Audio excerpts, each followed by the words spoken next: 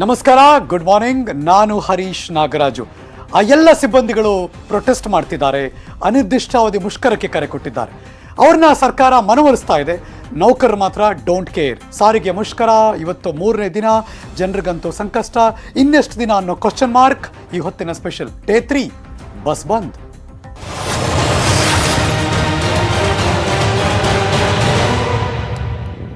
ಮುಷ್ಕರಕ್ಕೆ ಕರೆ ಕೊಟ್ಟವರು, ಈ ಅನಿರ್ದಿಷ್ಟಾವಧಿ ಮುಷ್ಕರದ ಲೀಡಲ್ಲಿರೋರು ಅದು ಕೋಡಿಹಳ್ಳಿ ಚಂದ್ರಶೇಖರ್ ಅವರು. ಇದೀಗ ಕೋಡಿಹಳ್ಳಿ ಚಂದ್ರಶೇಖರ್ಗೆ ಶಾಕ್. 10 ಲಕ್ಷ ಪರಿಹಾರ ಕೇಳಿ ವಿದ್ಯಾರ್ಥಿನಿ ನೋಟಿಸ್. ಪಾಸ್ ಇದ್ದರೂ ಬಸ್ ಬಂದ್ ಮಾಡಿದ್ದಕ್ಕೆ ಕಿಡಿ. Breaking news.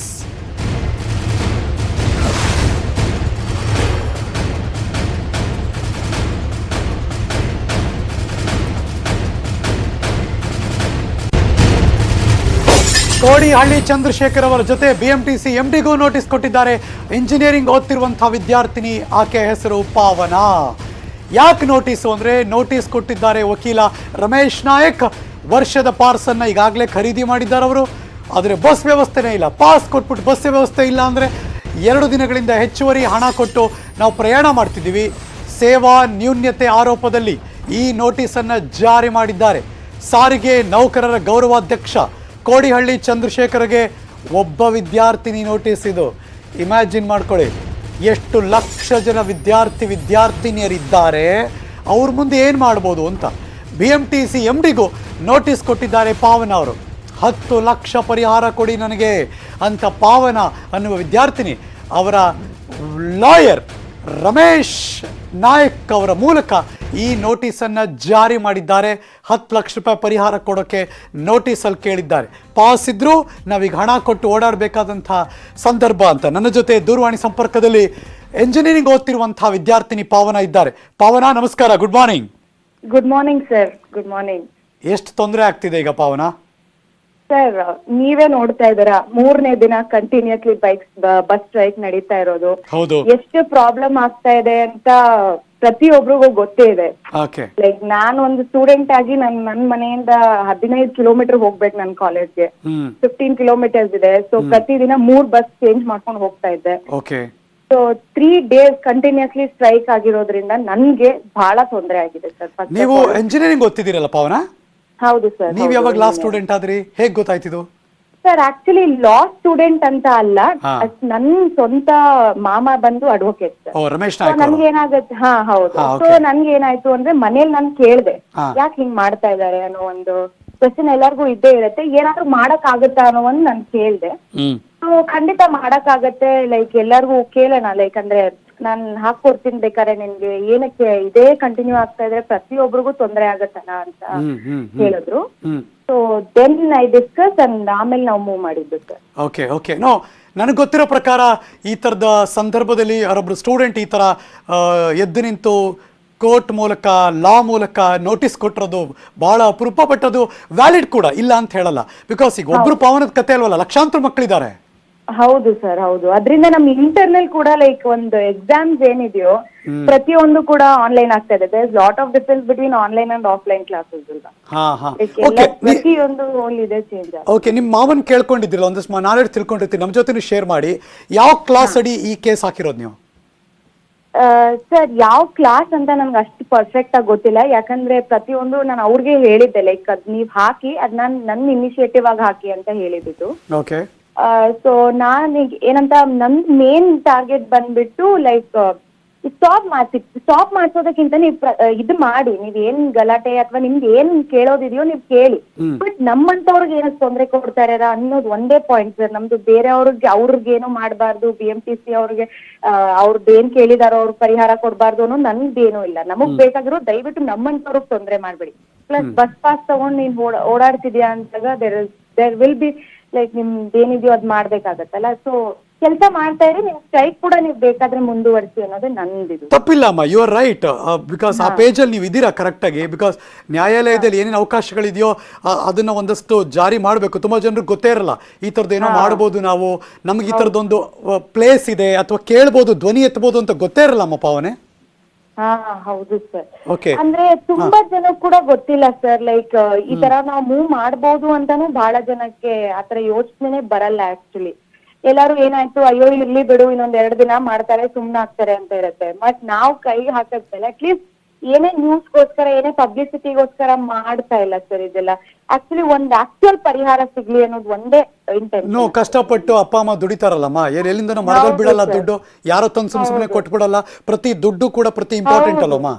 ಹೌದು ಸರ್, ಬಹಳ ಖಂಡಿತ. ಓಕೆ, ಏನಂದ್ರು ನಿಮ್ಮ ಮಾವ ಏನಂದ್ರು, ರಮೇಶ್ ನಾಯ್ಕ ಅವ್ರ ಲಾಯರ್ ಇದಕ್ಕೆ?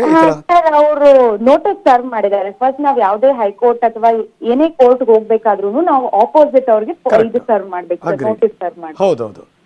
ಸೊ ನೋಟಿಸ್ ಹೋಗಿದೆ ಆಕ್ಚುಲಿ, ಲೈಕ್ ಇವ್ರಿಗೆ BMTC ಹೆಡ್ ಅವ್ರಿಗೆ. ಮತ್ತೆ ನಾವ್ ಆಕ್ಚುಲಿ ಒಬ್ರು ಪರ್ಸನ್ ಹೆಸರು ತಗೊಳಂಗಿಲ್ಲ ಯಾವ್ದೇ ಇದಕ್ಕಾದ್ರೂ. ನಮಗ್ ಬಂದಿರೋದು ಮೇನ್ ಬರೋದು ಕಾರ್ಪೊರೇಷನ್ ಮಾತ್ರ, ಅವ್ರದ್ದು ಮಾತ್ರ ಇಂಪಾರ್ಟೆಂಟ್ ಆಗುತ್ತೆ. ಸೊ ನೋಟಿಸ್ ಹಾಕಿದ್ಮೇಲೆ ಯಾರಾದ್ರೂ ಫೋನ್ ಮಾಡಿದ್ರ ನಿಮ್ಗೆ ಇದುವರೆಗೂ? ಸರ್ ಇಲ್ಲ ಸರ್, ಆಕ್ಚುಲಿ ನೋಟಿಸ್ ಹೋದ್ಮೇಲೆ ಲೈಕ್ ಬರೀ ನ್ಯೂಸ್ ಚಾನೆಲ್ಸ್ ಅವರು ಸ್ವಲ್ಪ ಜನ ಇರ್ತಾರಲ್ಲ ಲೈಕ್ ಕೇಳೋರು, ಅವ್ರಷ್ಟೇ ಸರ್. ತೀರಾ ಲೈಕ್ ಇನ್ಯಾರು ಯಾಕೆ ನೋಟಿಸ್ ಕೊಟ್ರಿ? ಆ ತರದೇನು ಇಲ್ಲ, ಎಲ್ಲೋ ಆ ತರದೇನು ಇಲ್ಲ. ರೈಟ್ ಪಾವನ, ಥ್ಯಾಂಕ್ ಯು ಸೊ ಮಚ್ ನಿಮ್ಮ ಈ ಇನಿಷಿಯೇಟಿವ್ಗೆ ಮತ್ತು ಅದನ್ನ ನಮ್ಮ ಜೊತೆ ಶೇರ್ ಮಾಡಿದ್ದಕ್ಕೆ ಥ್ಯಾಂಕ್ಸ್ ಅ ಲಾಟ್. ಅಲ್ಲಿಗೆ 3ನೇ ದಿನ ಮುಂದುವರಿತಾ ಇದೆ ಸಾರಿಗೆ ನೌಕರರ ಮುಷ್ಕರ ಅನ್ನೋದು ಕ್ಲಾರಿಫೈ ಆಯಿತು. ಇವತ್ತು ಕೂಡ ಯಾವುದೇ ಬಸ್ ಇರುವ ವ್ಯವಸ್ಥೆಗಳು ಬಹಳ ಕಡಿಮೆ. ಓಡಾಡಿದ್ರೆ ಬೆರಳೆಣಿಕೆಯಲ್ಲಿ ಓಡಾಡಬೇಕು ಅಷ್ಟೇ. ಬಹುತೇಕ ಸರ್ಕಾರಿ ಬಸ್ಗಳು ಮುಷ್ಕರ ನಿಲ್ಲೋ ಲಕ್ಷಣಗಳಿಲ್ಲ. ಜನರಿಗೆ ಗ್ಯಾರಂಟಿ ನರಕ ತಪ್ಪಲ್ಲ. ಸರ್ಕಾರದ ಮನವಿ, ಎಚ್ಚರಿಕೆ, ನೋಟಿಸ್ ಯಾವುದಕ್ಕೂ ಕೂಡ ತಲೆ ಕೆಡಿಸ್ಕೊಂಡಿಲ್ಲ ನೌಕರರು. Breaking news.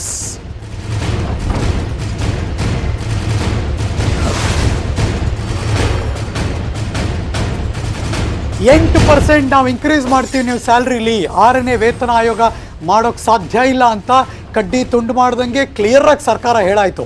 ಅದಾದಮೇಲೆ 8% ಮಾಡ್ತೀವಿ ಅಂದರು. ಈಗ 8ರಿಂದ 10ಕ್ಕೆ ಬಂದರು. 10%, 10% ವೇತನವನ್ನು ಹೆಚ್ಚು ಮಾಡ್ತೀವಿ ಅಂತ. ಆದರೂ ಕೂಡ ರೆಡಿ ಇಲ್ಲ ನೌಕರರು. ಬಸ್ ಬಂದ್ ಮಾಡಿ ಅನಿರ್ದಿಷ್ಟಾವಧಿ ಧರಣಿಯನ್ನು ಮುಂದುವರಿಸ್ತಾ ಇದ್ದಾರೆ. ಮೆಜೆಸ್ಟಿಕ್ನಲ್ಲಿ ನಿನ್ನೆ ಥರನೇ ಖಾಸಗಿ ಬಸ್ಗಳು, ಆಟೋಗಳು, ಕ್ಯಾಬ್ಗಳು, ಟ್ಯಾಕ್ಸಿಗಳು, TTಗಳು ಎಲ್ಲವೂ ಓಡಾಡ್ತಿದೆ. ಆದರೆ ಬಸ್ಗಳಿಲ್ಲ. ಎಲ್ಲವೂ ಏನು ತುಂಬ ಸಂಖ್ಯೆಯಲ್ಲೂ ಇಲ್ಲ. ಹಂಗೆ ನೋಡೋಕ್ಕೆ ಹೋದರೆ ನಾವೆಲ್ಲ ಹೋಗಬೇಕು ಸರ್ ಅಂದರೆ ಆ ಟೈಮಿಗೆ ಸರಿಯಾಗಿ ಅಲ್ಲಿ ಸಿಗೋಕ್ಕೆ ಸಾಧ್ಯ ಇಲ್ಲ. ಅದು ಯಲಹಂಕಗಾರು ಹೋಗಲಿ, ಮಾಗಡಿ ರೋಡ್ಗಾರು ಹೋಗಲಿ, ಕತ್ತರಿಗುಪ್ಪಗಾರು ಹೋಗಲಿ, ಕಾಮಾಖ್ಯಗಾದರೂ ಹೋಗಲಿ, ಕೋಣಂಕುಂಟೆಗಾದರೂ ಹೋಗಲಿ. ಸೊ ಬಿಕೋ ಅಂತ ಇದೆ. ಇನ್ನು ಯಶವಂತಪುರ ಬಸ್ ನಿಲ್ದಾಣದ ಕಡೆ ನೋಡಿದ್ರೆ ಬೆಂಗಳೂರಿನ ಬೇರೆ ಬೇರೆ ನಿಗಮ ಮಂಡಳಿಗಳಲ್ಲಿ ಯುಗಾದಿ ಹಬ್ಬದ ಉಡುಗೊರೆಯನ್ನು ಕೊಡ್ತಾ ಇದ್ದಾರೆ. ಇಲ್ಲಿ ಮಾರ್ಚ್ ತಿಂಗಳದ ಸಂಬಳವನ್ನೇ ಹಿಡಿದಿಟ್ಕೊತಾರೆ. ಅಂದರೆ ಏನರ್ಥ ಇದು ಉದ್ದೇಶಪೂರ್ವಕವಾದ ದೌರ್ಜನ್ಯ ಆಗುತ್ತೆ. ಕೆಲವು ಕಡೆ ಮನೆ ಖಾಲಿ ಮಾಡಿಸ್ತಾರೆ, ಕೆಲವು ಕಡೆ ಹಿಡ್ಕೊಂಬಂದು ಗಾಡಿಯನ್ನು ಹತ್ತಿಸ್ತಾರೆ ಬಲಾತ್ಕಾರವಾಗಿ, ಪೊಲೀಸ್ ವ್ಯಾನ್ಗಳಲ್ಲಿ ಕರ್ಕೊಂಬಂದು. ಇದು ಎಲ್ಲ ಸರಿಯಲ್ಲ. ಇದು ಈಗ ಸ್ವ ಇಚ್ಛೆಯಿಂದ ಬರಬೇಕು. ಒಬ್ಬ ನೌಕರ ಸರ್ಕಾರ ಕರೆದಂಥ ಸಂದರ್ಭದಲ್ಲಿ ಸ್ವ ಇಚ್ಛೆಯಿಂದ ಬರಬೇಕು. ಅವನ್ನ ಪ್ರೀತಿಯಿಂದ ಕರ್ಕೋಬೇಕು. ಅವನಿಗೆ ಯಾವುದೇ ಕಾರಣಕ್ಕೆ ಅನ್ಯಾಯ ಆಗದಂಗೆ ಸರ್ಕಾರ ನೋಡ್ಕೋಬೇಕು. ಅದು ಸರ್ಕಾರ ಮತ್ತು ಆ ನೌಕರರ ನಡುವೆ ಇರ್ತಕ್ಕಂಥ ಸಂಬಂಧ ಅದು. ಈಗ ನಾನು ಒಬ್ಬನೇ ಹೋಗಬೇಡಿ ಅಂದರೆ ಹೋಗೋದಿಲ್ವ ಅವರು? ಅವ್ರಿಗೆ ಕಷ್ಟ ಇರೋ ಹೊತ್ತಿಗೆ ಹೋಗಿಲ್ಲ, ನಾನು ಹೇಳಿದ ತಕ್ಷಣವೇ ಹೋಗಿಲ್ಲ ಅನ್ನೋದು ತಪ್ಪದು. 6ನೇ ವೇತನ ಆಯೋಗದಿಂದ ಲಾಭಕ್ಕಿಂತ ನಷ್ಟ ಜಾಸ್ತಿನ ಅನಿಸ್ಬಿಟ್ಟಿದೆ. ವೇತನ ವಿಚಾರದಲ್ಲಿ ಸಿಬ್ಬಂದಿಗಳಿಗೆ ನಷ್ಟವಾಗುತ್ತಾ ಏನಾದರೂ? ಸಾರಿಗೆ ಇಲಾಖೆ ಸಿಬ್ಬಂದಿಯೊಬ್ಬರು ಇದ್ರ ಬಗ್ಗೆ ಮಾತಾಡಿದ್ದಾರೆ. Breaking news.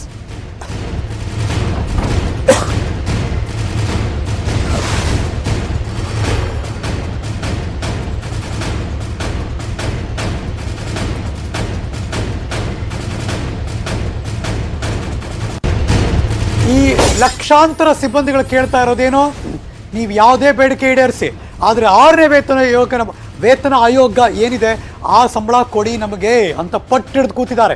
ನೀವೇ ಪರ್ಸೆಂಟೇಜ್ ಎಲ್ಲ ಮಾತಾಡಬೇಡಿ ನಮ್ಮ ಜೊತೆ ಅಂತ.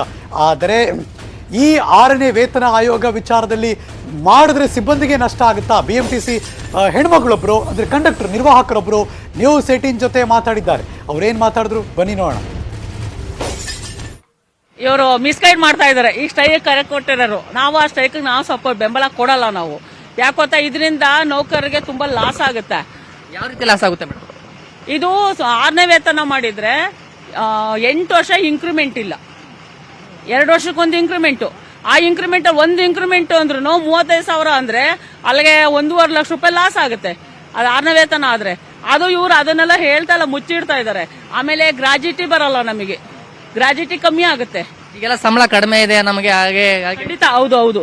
ಅದು 2 ಅಗ್ರಿಮೆಂಟ್ ಅಲ್ಲಿ ಅದು ಕಮ್ಮಿ ಆಗಿರೋದ್ರಿಂದ ಅದನ್ನ ನಾವು ಕೋರ್ಟ್ ಅಲ್ಲಿ ಗೆದ್ದಿದೀವಿ. ಅದನ್ನ 2004 ಮೂಲಕ ಬೇರೆ ನೌಕರರಿಗೆ ಏನ್ ಹೇಳಕ್ ಪರಿಶ್ರಮ ಪಡ್ತೀರಿ ಅಂತ ಅಂದ್ರೆ ಎಲ್ಲ ಕೆಲಸಕ್ಕೆ ಬರ್ದಿರೋ ಖಂಡಿತ ಅವ್ರು ವಾಪಸ್ ಬರ್ಲಿ. ಯಾಕೋತ ಇವಾಗ ನೋಡಿ ನೆನ್ನೆ ಎಲ್ಲ ವಜಾ ಮಾಡಿದ್ದಾರೆ 96 ಜನ. ಮತ್ತೆ ಟ್ರೈನಿಂಗ್ ಇದ್ರಲ್ಲ ಅವ್ರಿಗೊಂದು ಇದಾಕಿ ಕರ್ಕೊಂಡು ಬಂದು ಅಪಾಯಿಂಟ್ ಮಾಡ್ಕೊಂಡಿರ್ತಾರೆ ಡಿಮ್ಯಾಂಡ್ ಹಾಕಿ. ಅದನ್ನ ಇವರು ಸೈನ್ ಆಗಿ ಬಂದಿರೋದ್ರಿಂದ ಇವರು ಖಂಡಿತ ಕೆಲ್ಸಕ್ಕೆ ಬರಬೇಕು. ಇಲ್ಲಾಂದ್ರೆ ನೌಕರರು ಬೀದಿಗೆ ಹೋಗ್ತಾರೆ. ಸರ್ಕಾರ ಖಾಸಗಿ ಅವರು ಕೊಡ್ತಾರೆ. ಖಾಸಗಿ ಹೋಗಿದ್ರೆ ನಮ್ಮ ಸಂಸ್ಥೆನೇ ಹಾಳಾಗುತ್ತೆ. ಇದು ಆ ಹೆಣ್ಮಗಳು ಮಾತಾಡ್ತಿದ್ದು. ನಮಗೆ ತೊಂದರೆ ಆಗ್ಬಿಡುತ್ತೆ ಹಂಗೆ ನೋಡೋಕೆ ಹೋದ್ರೆ. ಹಾಗಾಗಿ ನಾವು ಸಾಥ್ ಕೊಡಲ್ಲ, ನಾವು ಕೆಲಸ ಮಾಡ್ತೀವಿ ಅಂತ ಹೆಣ್ಮಗಳೊಬ್ಬರು ನ್ಯೂಸ್ 18 ಜೊತೆ ಮಾತಾಡ್ತಿರು. ಆಕೆ ನಿರ್ವಾಹಕಿ. ಒಂದು ಬ್ರೇಕ್ ತಗೋತೀನಿ ನಾನು. ಬ್ರೇಕ್ ತೊಗೊಂಡಾದ್ಮೇಲೆ ವಾಪಸ್ ಬಂದಮೇಲೆ ನಮ್ಮ ಜೊತೆ AITUC ಆಲ್ ಇಂಡಿಯಾ ನ್ಯಾಷನಲ್ ಕಾಂಗ್ರೆಸ್ನ ಯೂನಿಯನ್ ಕಾಂಗ್ರೆಸ್ನ ಅಧ್ಯಕ್ಷರು ಮಾತಾಡ್ತಾರೆ, ಆನಂದ್ ಸುಬ್ರಾವ್ ಅವರು. ಅದಕ್ಕೆ ಮುಂಚೆ ಒಂದು ಚಿಕ್ಕ ಬ್ರೇಕ್ ತೊಗೊಂಡ್ಬರ್ತೀನಿ. ಎಲ್ಲೂ ಹೋಗದೆ ಕಾಯ್ತಾ ಇರಿ.